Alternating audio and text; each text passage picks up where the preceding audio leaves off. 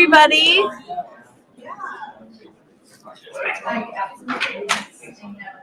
Very exciting. Come in, grab your seats. We're getting ready to get started and kick things off.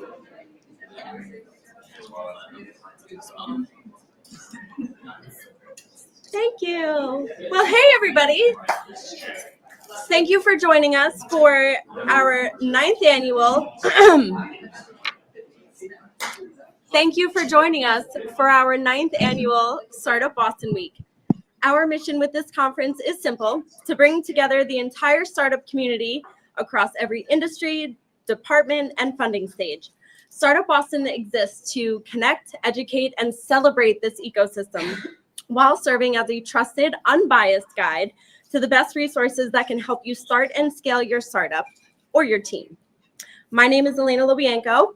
I work at TriNet, a HR company that helps support startups and growing businesses with their infrastructure, and I will be your hostess today. Before we dive in, I want to give a huge thank you to Suffolk University for hosting us. Suffolk has generously partnered with us for the past 3 years, providing this space in kind because of their deep commitment to supporting Boston's startup community. If you're interested in exploring entrepreneurship, they offer a variety of programs and opportunities, so be sure to stop by their table in the vendor hall on the 5th floor, right out there, to learn how they can support your journey and how you might get involved in supporting their entrepreneurial students as well. So thank you so much again today. Our session is going to be featuring the wonderful Rob Zambito, forcing product market fit, turning feature requests into product insights that stick. So if that's not what you were thinking this session is, then you might want to reevaluate your seat. Otherwise, I'm going to hand the mic over to Rob.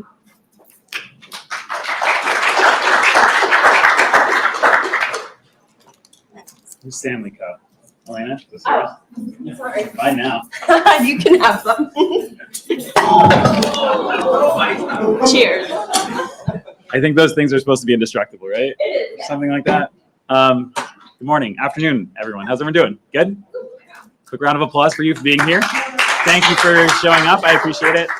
So my name is Rob Zambito. I am, if I don't know you already, I'm a 3-time customer success leader and now a full-time consultant, or at least that's what people call me sometimes. Been called worse. Yeah, so I'm the founder and CEO of Success Scaled Consulting, which is a consulting firm that I started doing it on the side about 5 years ago. And then I went full time about 2.5 years ago, and then built up a small team around me doing all cradle to grave customer success services. So advisory work, fractional work, recruiting, RevOps contracting, or whatever. And I've got a small team around me. And I'm really, really fortunate to be part of a really awesome startup community and customer success community here in Boston. And my topic for the day is forcing product market fit, turning feature requests into product insights that stick. And it's interesting because I think this is a topic that I learned to love, having worked at many startups, having been in the seat that I learned to call customer success. I didn't know what that was until I was at a conference nearby. My first day on the job, my CEO throws me in a conference I was like, should I wear a suit? He's like, no, throw on a hoodie. I was like, okay, like sure enough, it's a mortgage conference. I show up, I'm the only one wearing a hoodie, looking like a total tech bro.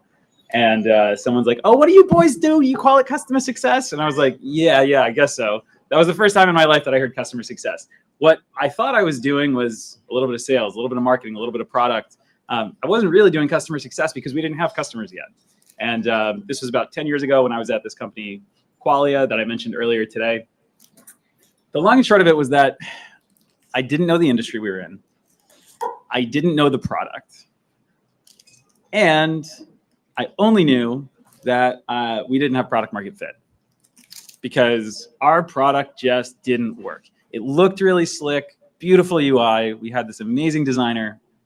Product didn't work. So what I want to do is I'm going to, throughout this presentation, I'm going to walk you through my journey, finding my home in customer success and also finding product market fit in the process over and over and over again. Because actually at Qualia, what we built was real estate software. And every time we went to a new region, we had to re-find product market fit for that region. There were different regulations and laws and customs and that kind of thing. And you guys are going to get to play the role of roasting some of the dumb things that I did in the past, which is really fun. So I want to talk just a little bit about you. I just want you to just kind of, when you think about this topic, I want you to think through this situation. We're going to come back to this. But imagine you're like me around a decade ago.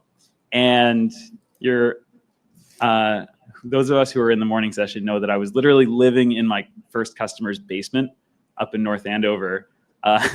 Sounds really weird in hindsight. We didn't have HR at the time. We didn't know what those letters even stood for. But anyway, and I was getting just roasted and toasted by all the angriest customers who knew our product didn't do what it was supposed to do.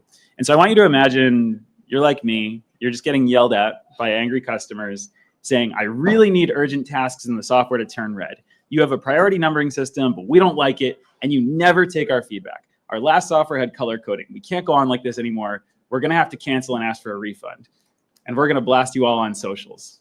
So just pause, because imagine you're me. You're on the phone. This like you're new to this industry, new to this space, and like you feel an intense imposter syndrome and an intense pressure to perform when you don't even know how. And then you have to report this to your leadership too.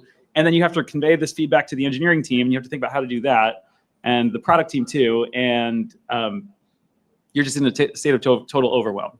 So if you're like me, you're probably borderline ready to melt down.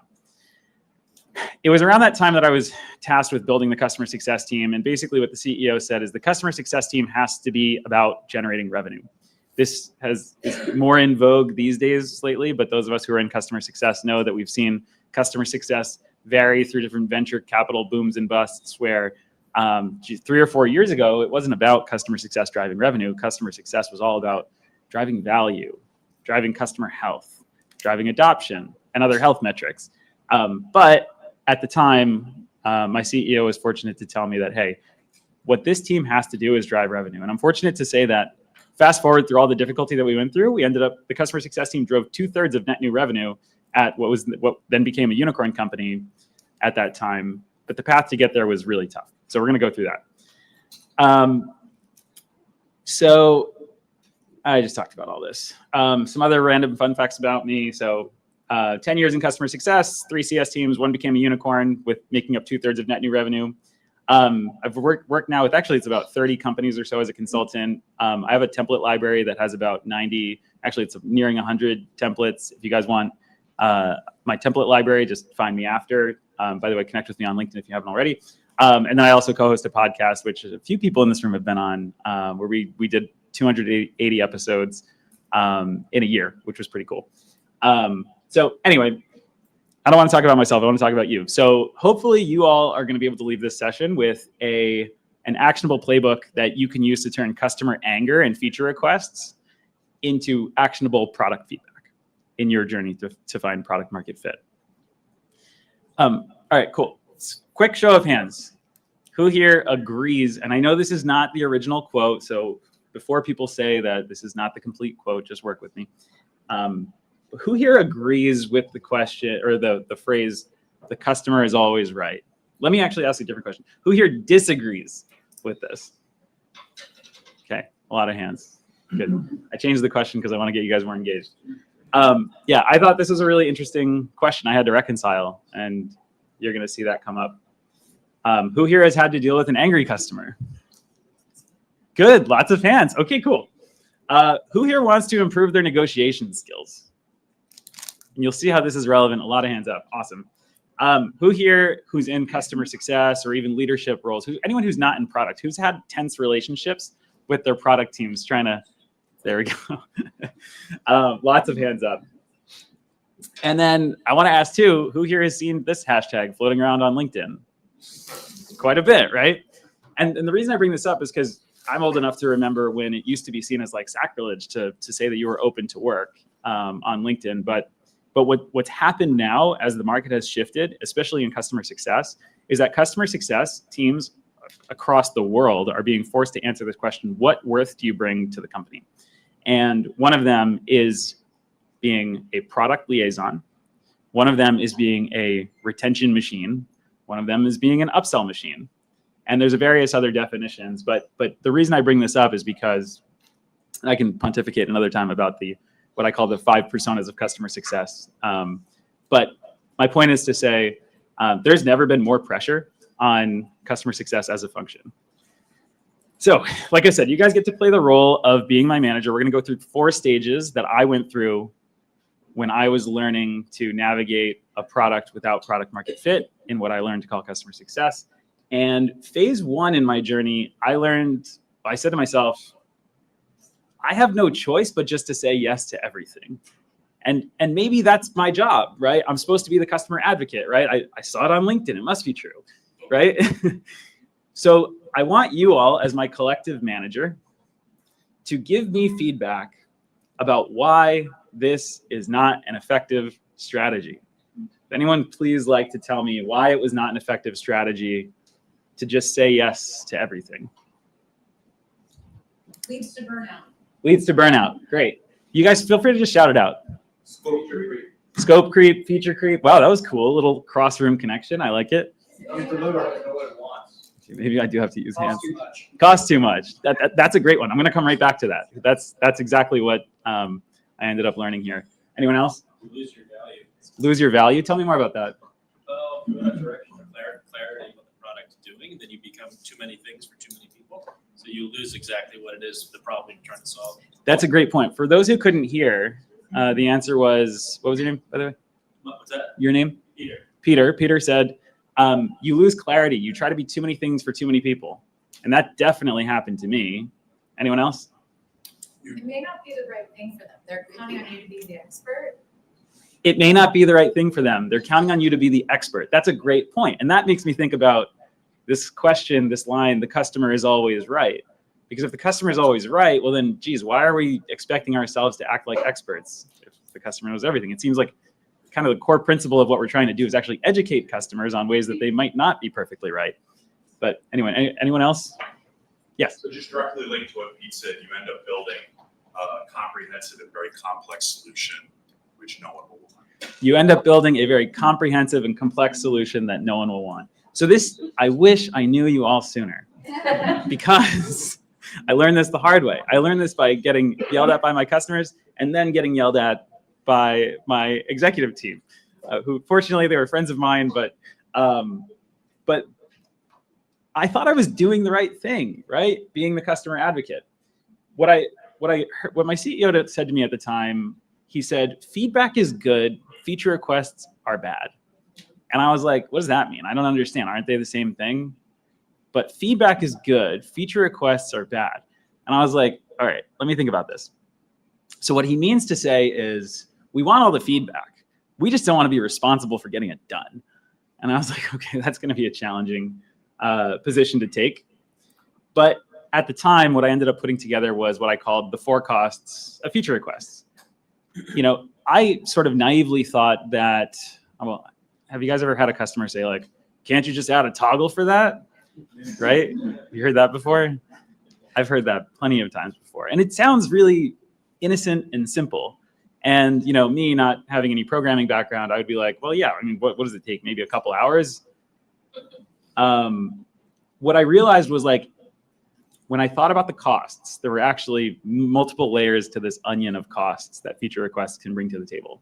The first one is there's a cost to the engineering team itself, right? Sure, there's the dollars and cents of the labor that engineering team is spending on that feature. But secondly, I realized there was a cost to me, because guess what? Here I was like, with the best of intentions, having a multi-page Google Doc, because that's how I thought you were supposed to convey product feedback at the time, which you're still doing that. Let's talk after. I'll share some better ways. There was a cost to me, because guess what? Every meeting I showed up to, I had literally 60 things to report on, 60 different features that the customer was asking. And the poor customer, they didn't know the difference between a feature and a bug, right? All they knew is like, well, this wasn't behaving the way I expected. And to them, that seems to be the same thing. There was a cost to the customer too. So what I think I was hearing from some of the group is that every new feature, every new simple, innocent toggle, as small as it might seem, actually had a cost to all the other customers for whom that toggle wasn't relevant. And And then I had to explain that toggle to everyone else. I had to tell customers during their kickoff calls and onboarding calls, like, oh yeah, see that toggle there? You could just skip that. And actually, you could just skip this whole section. This is not relevant for you. I'm like, why is it there? And then meanwhile, other customers are clicking it to see what it does, and then something breaks. I actually had, this is funny because the next company I went to after, our admin screen was just functionally unusable by our users. We had to administer every one of our customers' environments because you go in our admin screen and it was like, there was a checkbox and it said escalate. And I asked the CTO, I was like, what does this do? He's like, I wouldn't click it. Don't click that. That's and I was like, well, why did we build it? And he's like, we built it for one customer one time. I can't remember why. I was like, okay, great. So I have to remember not to click it myself, and I have to tell my customers not to click it. Scroll down the page. Hey, there's another checkbox that says escalate. What does this one do? It says the same thing. He's like, oh, that one doesn't do anything. You can click that all you want. I'm like, what? How am I supposed to navigate this with my customers? But the interesting thing was, despite having, and then the last cost that I wanted to mention is that, while I naively thought that every hour of engineering time was just like, what's the hourly cost of an engineer? What actually I wasn't thinking about was what a different CTO told me. He said, that hour is not the labor that it costs to build during that time. That hour is an hour spent away from building the next exponential revenue lever, the next exponential growth lever, the next thing that turns us from being a Series A startup to being a Series E unicorn. And I was like, okay, so that opportunity cost is really severe. My CTO at the time, he said to me, he was like, just tell yourself the product is perfect. I was like, I don't know about that. This thing is not perfect. He was like, just tell yourself. For all your customers know, we're like Salesforce or something. We're like, a big late stage company. They don't know the difference. I was like, they probably do because they can hear, the everything going on behind me in the background, but that's okay. So we've established phase one, say yes to everything was wrong, right? So then I was like, all right, cool. I'm starting to feel myself here. I think I can negotiate with customers. I think I can convince them that their need is not what we're going to be building, and that's for the best for them, right? Because I guess I heard the product's perfect, right? Tell me a little bit more about why. I'm just going to rephrase this as like saying no to everything. Why might that be an ineffective strategy? Should be obvious, but I just want to hear from the group. Why is it bad just to negotiate with customers, to deny them, to tell them no? They think you're not listening. They think you're not listening? Well, probably wasn't. They want to at least feel validated. They want to feel validated? They're Yep. frustrated with something. Yep. Yeah, they want to feel validated, especially when they're frustrated. Then everything's a negotiation. Everything's a negotiation. You lose your relevance. You lose your relevance. That's a good point. Thanks, Parker. They might be right.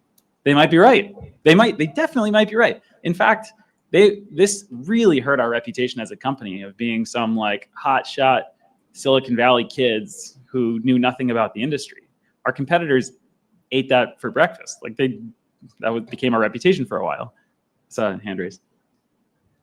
Hesitantly. So where is your designer in this conversation? Oh, yeah, not This is hard to get a hold of. I'll put it that way. What's that? Hard to get a hold of. I'll put it that way. Anyone else tell me why might this not be a smart strategy? I'll tell you what I came across. So at the time, this was really interesting. Think really scrappy early stage startup.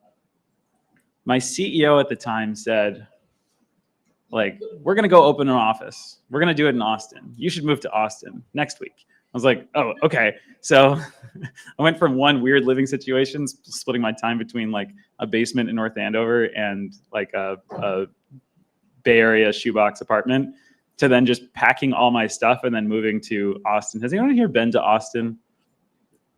So those of us who have been to Austin would probably know that I got there and I was like, I'm looking for my apartment and it says it's like 411 and a half East 6th Street.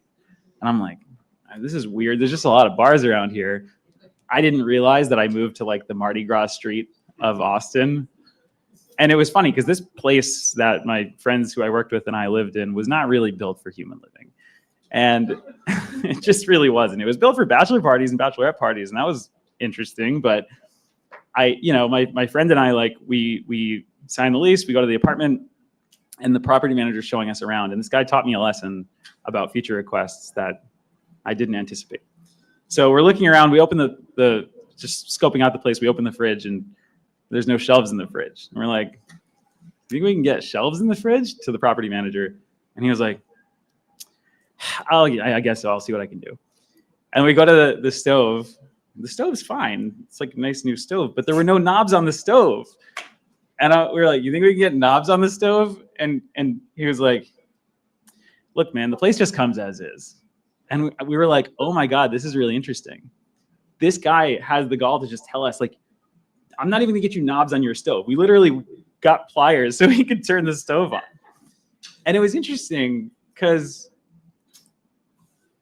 while I was simultaneously offended by this guy, the thing I was thinking about at the time was, how do I tell customers no? How do I force them to the brink of decision to move away to their alternative solutions? Or does anyone know the term BATNA, B-A-T-N-A? Can anyone tell me what that stands for? Yes. Best alternative to a negotiated accepted offer. Best alternative to a negotiated accepted offer. Negotiated agreement, I think, is how I think of it. Regardless, anyway, same thing. Your best alternative, right? That's really all it is. Just the A is the only letter that really matters. And hey, we're consultants in the room, some of us, so we like to make acronyms. But the alternative, this property manager pushed me to the point of having to decide between my alternative and, which was nothing, and just making the decision to commit. So I went into work the next day and I was like thinking about this. I was like, how did he just say that to me? And a customer was yelling at me about a feature request. And I took a deep breath and I said, well, you know what, Sarah, the product kind of comes as is. And then I bit my tongue and I stopped talking, which, by the way, is not something I'm good at, if you can't already tell. But I learned to sit with silence. And there's this long silence where I realized I pushed this guy to the same decision point. And he's like, okay, let's move on. And I was like, move on where? He's like, just the next thing. You go ahead with your training. Like, that's fine. It's fine? Oh, okay, cool. All right. Well, anyway, so it was interesting, right? Because here I thought I had this big victory. And I was actually able to get out of that situation, but it wasn't going to last. I couldn't do that all the time, right? Seems obvious. What I ended up doing at the time was like, all right, I think I can win these customer conversations. So I started then thinking about how to scale, right? And I want you guys to read through this with me, and I'll tell you where I got this from. So I started emailing big companies, Salesforces and Googles and whatevers of the world, and seeing what they said to me, because clearly they were not going to take my feature requests. So I was so bold as to be like, I should be able to order lunch from Salesforce, right? Why not, right? I'm in Salesforce all day. I order lunch. Why can't there be an integration with DoorDash? It seems obvious to me, right? And just see what they say. So I compiled this Frankenstein response of what all these big companies were saying to me. And I want you guys to work through this with me, and I want you to tell me what's good and what's bad here. There are some good elements, there's some bad elements. But it said, so basically, we wrote out this template that says, hi, customer, thanks for reaching out. I'd be happy to help. At the moment, our platform doesn't support the functionality exactly as you're requesting. That said, I do see where you're coming from, and I can send this request to my team for our next round of product reviews. Feature requests like this often take time to review, build, and implement properly. So I don't have an exact timeline as to if or when it would be available, but I can reach out and provide you with an update if the request is accepted and progresses. It's my job here to see that your needs are met given the current functionality as originally purchased. So, good, right? Not. So if you'd like to share any more details about your goals here, let me know and I'd be happy to help. And like, I was like, mic drop, I got this. I can do this at scale on repeat. I can train bots to do this. I can train a team to do this. But what is wrong with this template? Please roast me here. Tell me just shout out what you don't like about this approach. A little wordy. A little wordy. You just wait. You're going to see. That's the professionalism, I think. Say again, practicing. That's the professionalism. Lacks professionalism. I don't care what's your job as a as a company worker, like I'm expecting. That's a great point. Yeah, the customer doesn't see what I thought I was doing was like the customer. I mean, I had customers yelling at me, literally saying, and I quote, "Bro, can't you just open up the source code right now and fix it?" And I was like, "There's nothing to fix, and you don't even know what source code is. You don't know that I'm not an engineer. Like, I don't know where to start here with this person." That's a funny story I could tell you another time. But anyway, yeah. False hope too. False hope. False hope. Yes. It's not ring fence, and I hate to bring this up, everybody knows about Lovable in this room, but Lovable does a good job of like ring fencing their feedback, and they use LinkedIn for that. So they use LinkedIn and they ask you for like, oh, this page, we're building this new thing, give me some insight. So you didn't ring fence what your ask is. So it's kind of Interesting. I don't know that term. Ring fence, is it? like to ring fence the feedback that you want. Oh. So you're seeing like the Lovable is unicorn in Europe, right? Cool. They're ring fencing your feedback and they're using LinkedIn to get like basically free feedback from their customers. Oh, interesting. So as a whole, That's really cool. Hey, look, see, clearly I'm still on this learning journey. Thank you for sharing. That was really good. Anyone else? Generic, not personalized. Yeah. So just to break this down, like what I thought I was doing, what I like is that I was being upfront. Like, we don't support it. I like that I said I see where you're coming from, but I didn't, and that became obvious. And I can send this request to my team for our next round of product reviews. What I was trying to do is show we have a process, that we can't just hot fix things in the middle of the day, which we used to do. And trust me, unlearning that for some of our customers was really hard. One of the ironies I found is that the customers we did the most for were the least happy. They never became happy. And I'm not saying don't do work for your customers, but tell me more about why you just clapped. What did that mean to you? I entered the space from being an educator. Yeah. And not just in university education, but I worked with a lot of mid to senior level engineers.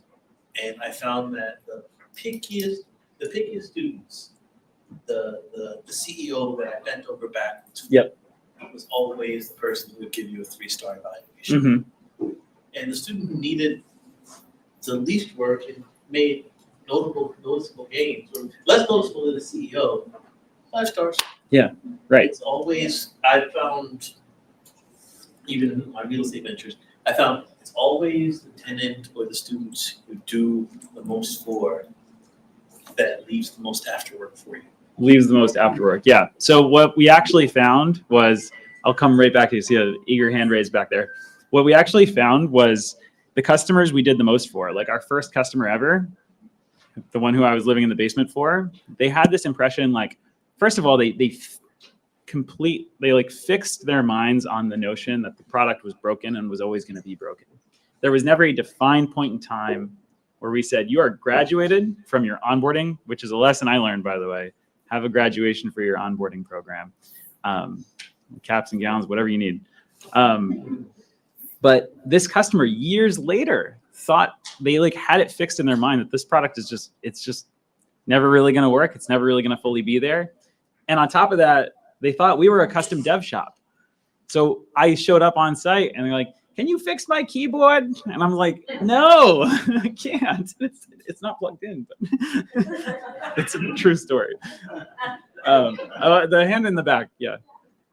I'm going to echo what you just said about, thank you, about students. As a professor myself, asking students how I taught is the worst thing to do. Oh, interesting. Because they don't know what they don't know. Yeah. And half the time when you're grading them on assignments, they're going to judge you. And and they judge you at the end of the term. They don't come to you up front.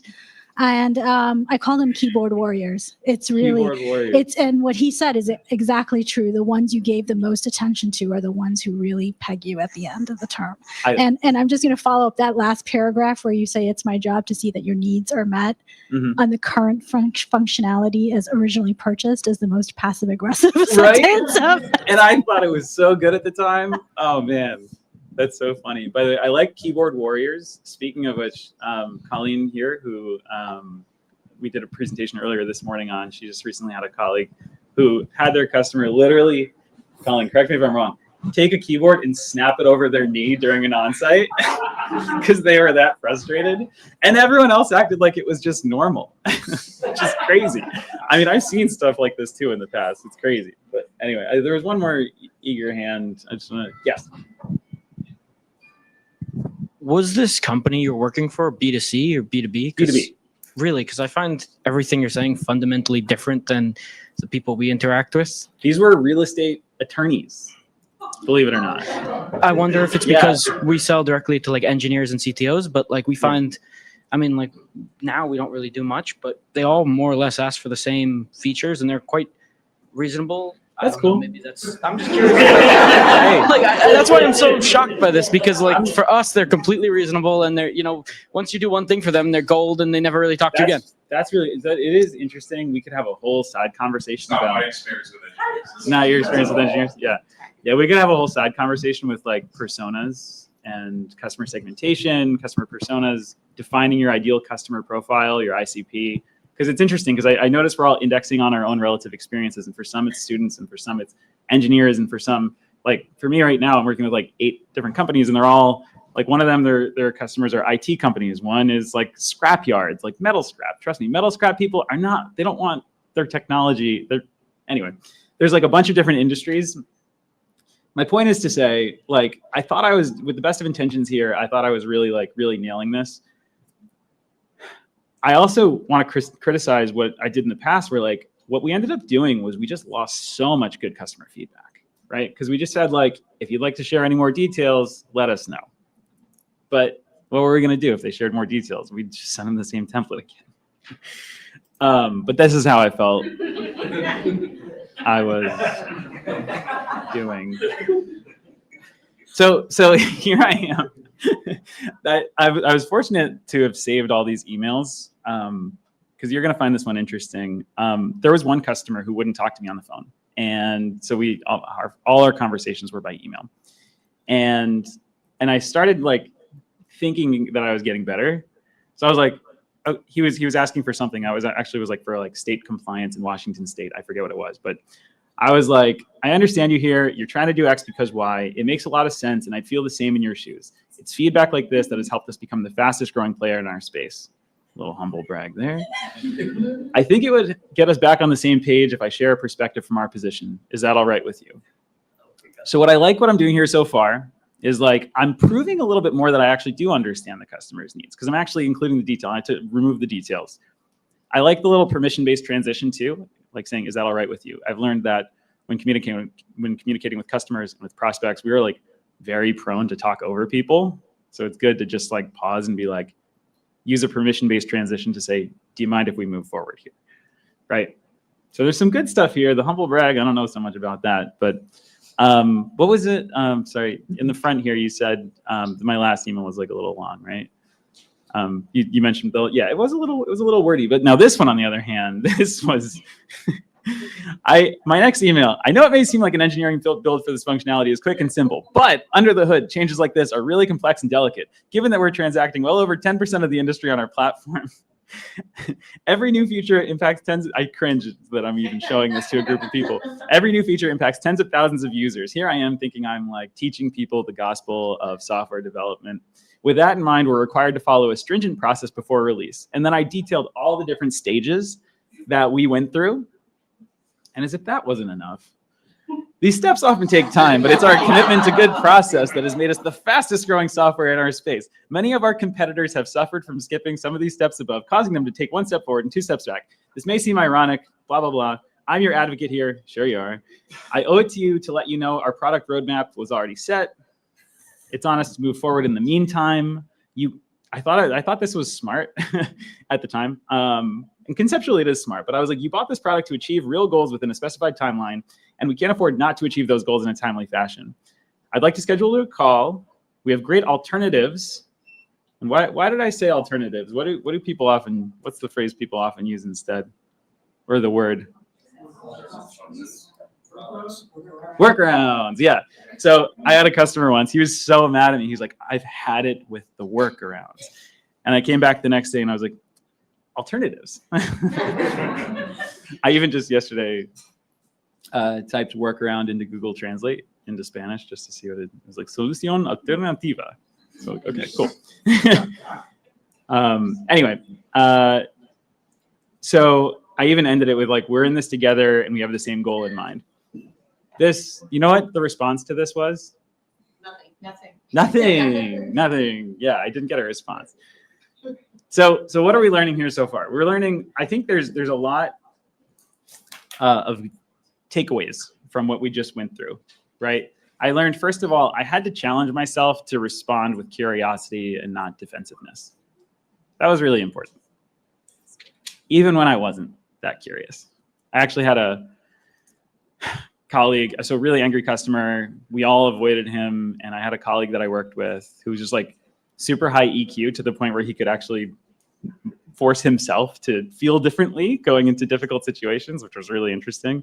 And like, we were about to go into this call and we were like really bummed out about it. And he just literally goes like, puts on a smile and he's like, okay, we're going to do this. And he gets on the phone with the customer and he's like, I'm so happy we're talking today. And I was like, no, you're not. He's like, I am. These people are paying us after all. Like, we wouldn't really have jobs without them.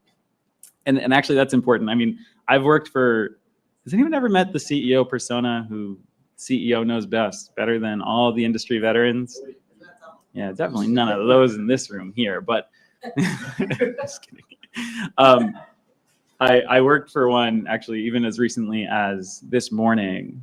I was watching this one debating people in the industry because they made this like really aggressive promise about how they're going to be way better than the competitors. And then the whole industry is saying to the CEO, like, hey, don't compromise the quality of our industry just for speed, which is what it seemed like he's trying to do. His response, did you write this with ChatGPT? That was how he responded to his own industry colleague on LinkedIn, which was crazy. Anyway, so step 2, express gratitude as part of your narrative of growth, right? So I did learn to actually more seamlessly tell customers like, yes, we're a fast-growing company. We're not everything's broken, and show gratitude, right? Some of the best product managers I worked with, I learned this from, where they would, because they didn't hold the bag for like delivering back to the customer and showing up to that next meeting, they were like really graceful in how they received feedback. And I kind of learned to emulate them. I learned to then prove that I understood the customer and reflect back what I heard and sometimes even dramatize it, right? So if the customer was saying like, think of that example that I shared before. I need urgent tasks to turn red, right? You remember that, what we started out with? Fun fact, I've actually used that in interviews. It's in my standard recruiting playbook. So hope none of you guys interview with me ever because you'll have a lot of prep time. But anyway, I use that example because I learned that I could validate the customer, even though as counterintuitive as this felt, if I said to the customer, I totally get it. You need urgent tasks to turn red. If you don't have that, I bet your people are falling behind. I bet you're worried about what your competitors beating you here. And I ended up putting words in their mouth, which felt very counterintuitive to the younger version of myself. Because I was like, why would I encourage them to believe these things that actually hurt our position? But actually, I won the customer's trust so much more by not just mirroring their needs, but expounding upon them. I also learned a strategy called labeling. Does anyone know what labeling is? This is a negotiation strategy. And it's really good in escalated situations. So labeling is when you label I'm using the word to define the word. Labeling is a strategy where you apply a label to, I got this, to the situation or to the person or even to yourself that then helps move the conversation forward. So I learned to do things like, if a customer was very escalated, to say, change management is hard. Running your business is hard, right? Implementing new software is hard. That's me labeling the situation. Labeling the customer would be like, you seem like someone who really cares about your business. All right, well, I guess I do. And then suddenly you're starting to build some rapport, which is really important for progressing the conversation. Even labeling myself. Has anyone read the book Never Split the Difference? So there's a negotiator, Chris Voss, who basically recommends this strategy. And sometimes one of the examples he uses is saying things like, "You must think I'm such a jerk." And the customer is like, "Well, no, you're not a jerk. It's not your fault." And then next thing you know, you sort of worked your way into building some rapport in a kind of unique way. Now, I'm not saying you should sort of manipulate the conversation that much, but you should seek opportunities to build rapport and just remind everyone in that setting that we're all just doing our best here, right? Anyway, so assuming we've built that rapport, right? Then I'm looking at step 4. I wanted to make sure I catch all the use cases. So I'm repeating back to the customer, like I said, by repeating back to the customer their use cases, I'm like verifying what? I'm verifying that I actually understand them and they get the opportunity to correct me if I'm wrong. Has anyone ever been in the position where you get customer feedback, you go work so hard for months, you build something, turn it back to the customer, and they're like, "That's not what I wanted." I'm like, damn, if only we just confirmed our assumption up front before we did all this work. And then you have to go back to your product team too and be like, "Hey, just so you know, they just want some tweaks and it's actually something completely different." So it makes them feel heard, and it also confirms that your build is going to be correct. And then I think the other key takeaway is here, number 5, like informing the customer that there is a process for this. I learned time and time again, and this is part of the reason why I built like these 100-ish playbooks that I was telling you about, is that it's actually a better customer experience if you know your vendor has a process. So when we would do things like hotfix midday, like release something, we actually looked worse, even though we were doing the most for our customers. I mean, we put 20 engineers on one customer at one point, and that was our entire engineering team. And yeah, it was not, I mean, it would have been better if we actually informed them of the process and actually educate them from the kickoff. So actually what I do now is like my standard kickoff script template. It includes like, "Hey, welcome to whatever provider we are. Just so you know, change management is hard. Changing software or whatever is hard. That hard is going to take multiple forms. There will be training issues. That's the most of it, right? Most of the issues that arise are going to be training. Even things that don't look like training issues, they actually are training issues. The second is there's going to be bugs. Now, every software provider has bugs, even the biggest providers in the world. But what we offer is, you have my help to make sure that we have the fastest turn times on getting those resolved. We take those very seriously. And there will be feature requests as well. And then I get the opportunity to educate customers about their feature requests, about the role they play in our development as a startup. And then I can educate them too that like feature requests do take time to get right. I mentioned 6, avoiding the word workarounds because customers don't like that. I mentioned 7 around considering the customer's BATNA. One thing I wanted to mention too is like you might benefit from having a concessions playbook so that when a customer does complain and they threaten to leave, you have like a few things you can deploy, like whether they're just concessions that you've already thought through, right? You've already thought through, okay, we're willing to give you 1 month free on the platform. We're willing to offer a complimentary onsite. We're willing to offer a complimentary re-onboarding or something like that. Don't offer a seat on your customer advisory board as a concession. That does not usually end well.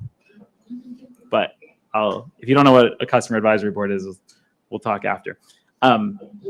Anyway, 8, 9, and 10 are super clear, simple. We've already talked about those. I did just want to mention on number 10 is that if you're not already thinking about release notes, that can be a really effective lever. For those of you who don't have release notes for your product, there's right ways to do release notes and there's wrong ways to do them. I'll mention a quick story here. So I was working with, a good friend of mine. I brought him on the support team. The customer was angry, like, "You're always changing everything. You don't tell us before you change them." And my friend Drew, who I was working with, he's like, "Well, did you check the release notes?" The customer's like, "Oh, well, no, I didn't." And then they hang up the phone. I was like, "Drew, we have release notes?" He's like, "No." Drew, you just lied to the customer just to get them off your back? And he's like, "They're not checking anyway." He was tired. He was working our East Coast 8 a.m. shift when we were on the West Coast, waking up at 4:30 a.m. It was tough. Anyway, but I would just wanted you to know that like by the end of this, I kind of started to feel a little bit more like this guy. So let me check how we're doing on time. So, okay, perfect timing. So I want to wrap up and just tell you guys that there's a broader set of strategies and resources around just the fundamentals of dealing with angry people. It's just part of my work now, and I accept it. In fact, I even enjoy it. And I'm just going to give you guys just like a quick 5-minute gloss over on, there's a whole separate like presentation we could do on how to de-escalate angry customers, because escalation is really tricky. It used to keep me up at night. I lost a lot of sleep over it. But then I started to realize, well, maybe this isn't so bad if I just kind of, not to sound so zen, but like, what if I see this as a game? What if I see that de-escalating an angry customer is kind of like this game? And just because it's a game doesn't mean I don't take it seriously. And it doesn't mean that the customer's needs aren't serious. They certainly are. But if I just see it as a game, then it'll get me through moments where like there are real moments where, like I said, our customers were real estate attorneys. They were printing checks, multi-million-dollar checks that needed to be there ready for a home closing. And it wasn't just the multiple millions of dollars being transacted, but it was like our software could have meant the difference between someone being able to move into their home or not, right? And maybe you would have to live in a hotel if the closing got pushed back. Like their whole family, maybe they have all their stuff in a truck and they're like, what do we do if these checks don't print on time? Like that was the level of severity. But I realized that like, despite, this came up earlier in the panel that we had, that like a lot of customer success folks, you know, we're relational people, we're empathetic people, if you will. And it was hard not to carry that emotional weight on behalf of the customer. But I realized the way that I could do that is if I could kind of just see all these situations as some sort of game, then even if a customer was chewing me out and yelling at me, then I didn't take it personally. Because I was like, this is just a game. And as far as I'm concerned, they're kind of like a kid in a store throwing a tantrum, and I have to kind of just like be the adult in the room. There's a bunch of interesting stories that I've had. Like, for example, customer who's like yelling at me for 45 minutes. And then we get to the other side of the call, and I was like, long pause. I was like, just out of curiosity, what do you like about the software? He was like, well, your reporting section is actually pretty good. So, okay, cool. All right, cool. Now we're talking. So I'll close out. Has anyone ever heard this before? Feel, felt, found? I see some head nods. This is like a nice, simple strategy you can use in this game of de-escalation, where if someone's really upset with you, instead of just your gut reaction being, I just want to disagree with this person, you can use this simple 3-step method to say, I feel what you're feeling. I've dealt with people who have felt this way before. That's the felt part. Or even I've felt this way before. And here's what I've found. Or do you mind if I share what I've found? What did I just use there? Instead of saying, here's what I found, I said, do you mind if I share what I found? Does anyone remember the phrase I used before? Permission-based transition, exactly. So that it's not just like a monologue to the customer. So with just a couple minutes left, I just wanted to mention there's strategies around like, how do you react to an escalation with excitement? How do you take control of the agenda of the call without talking over the customer or letting them talk over you? How do you actually give the customer the floor to speak? I've actually got an escalation playbook that I've been working on for the better part of the last many years. If you guys want to take a look at it, feel free to let me know and I can help you. I'd love your input. We talked about mirroring, we talked about labeling, we talked about expounding on the customer's points.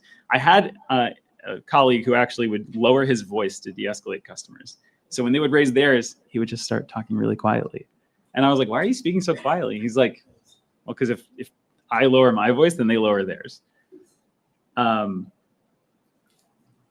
There's tips to rise above the escalation. What's the laugh for? Tell me, Erica, who's it? Think of the customer as a Yeah. drunk friend. Think of the customer as a drunk friend. You know, you're just there to hold their hair back while they vomit. I've also learned to use strategic interruptions when a customer's spiraling.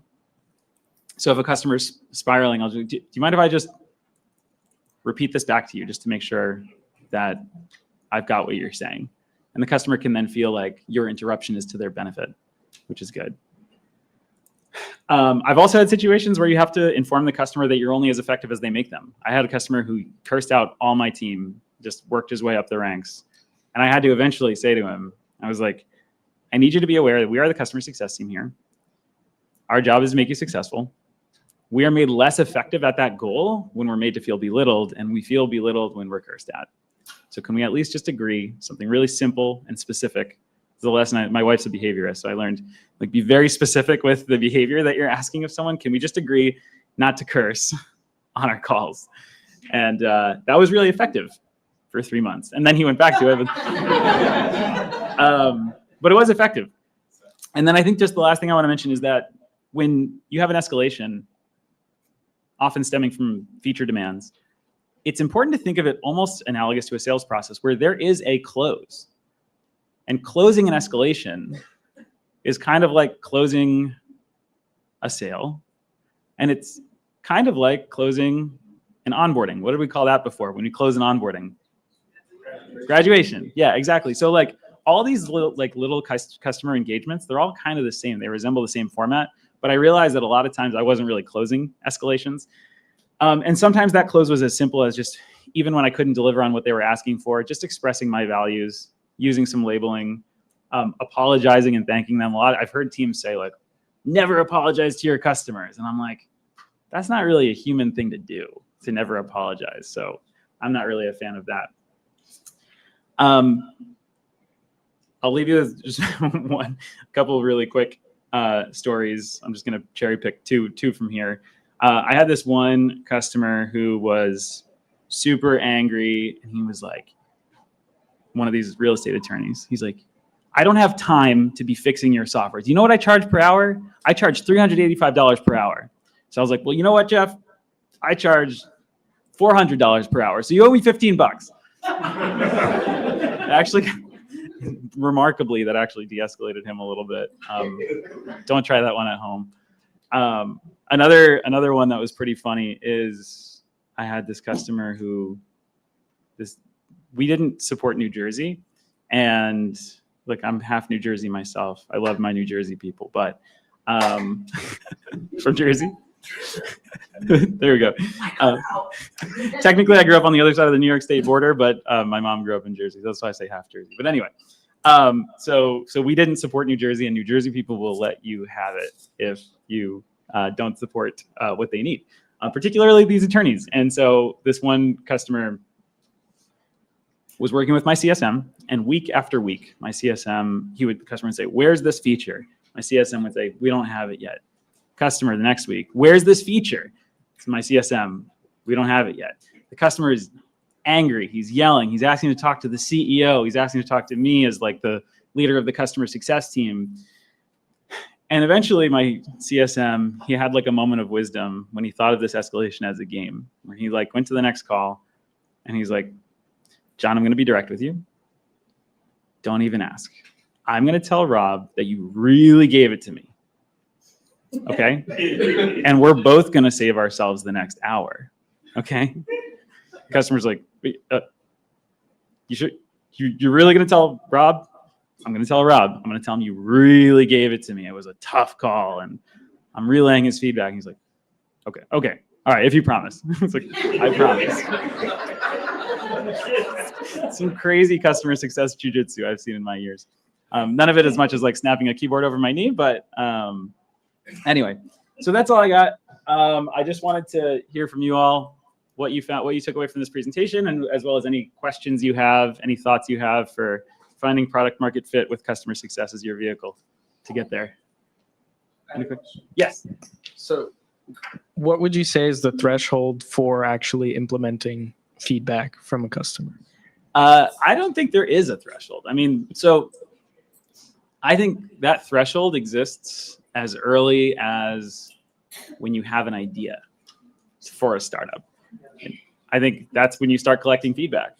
You start finding your friendlies, finding the correct customer number one, not necessarily someone who lets you live in their basement, but finding your correct customer number one is one of the most vital things that you can do as a startup.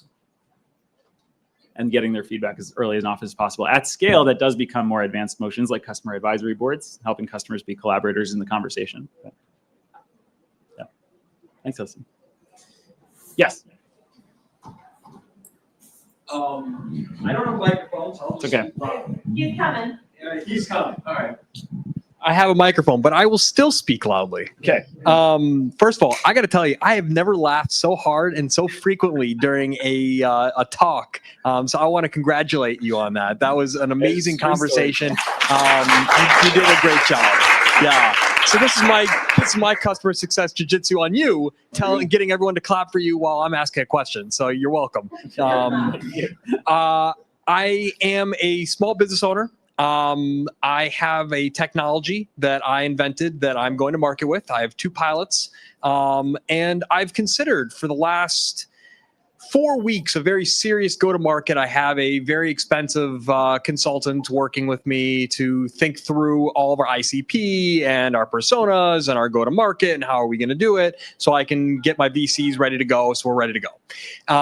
And my question to you is, now that I have an ICP and I have these pilots and I'm ready to go, what should I be thinking about next as the next steps for customer success? What is the hidden pitfall of transitioning from what everyone talks about with ICPs towards actually doing the damn thing? Yeah. So it's not too early to start building a basic playbook. Has anyone seen the show The Rehearsal in here? Yeah. Okay. If you haven't seen The Rehearsal, watch it. It's a little bizarre, but The Rehearsal is all about this comedian, Nathan Fielder. He's like laying out all the different ways that a conversation can go. And to me, that's a playbook. So I watched that show. I was like, this is what I do for a living. So now is the right time to start having a playbook that you can present to customers saying, and I wish I had one in front of me I could pull up, but just saying, here's our process. And even if you're making it up as you go, just saying, here's our process. Here's what we're gonna walk you through. Here are the respective timelines, the different phases, and the exit criteria from each stage, so that you know that there is a defined endpoint to each stage. As far as like what you actually say in those calls, that depends a bit on the product. But I think the kickoff call is probably the most important thing to nail with your first customers, where you're establishing expectations from day one of this is what it means to be a customer of us as a vendor. And here's what we expect of you. Here's what you can expect of us. Let's establish your goals. Let's establish a timeline to get there. Some people have used I heard in the first session, the term success plan. So some people use the term success plan to define that. But have a program, have a plan. That's basically the short answer. Yes. That is, I'm so sorry. How are we doing on time? We're out of time. Okay, I'm sorry. Oh. I wish it was all day. Don't worry, Rob will give me a little bit. Well, Pop it around for a couple of minutes. thank you, everybody.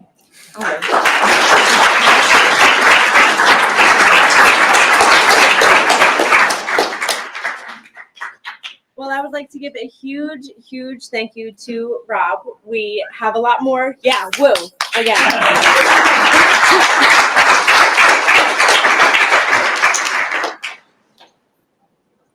I just want to say, connect with me on LinkedIn if you haven't already.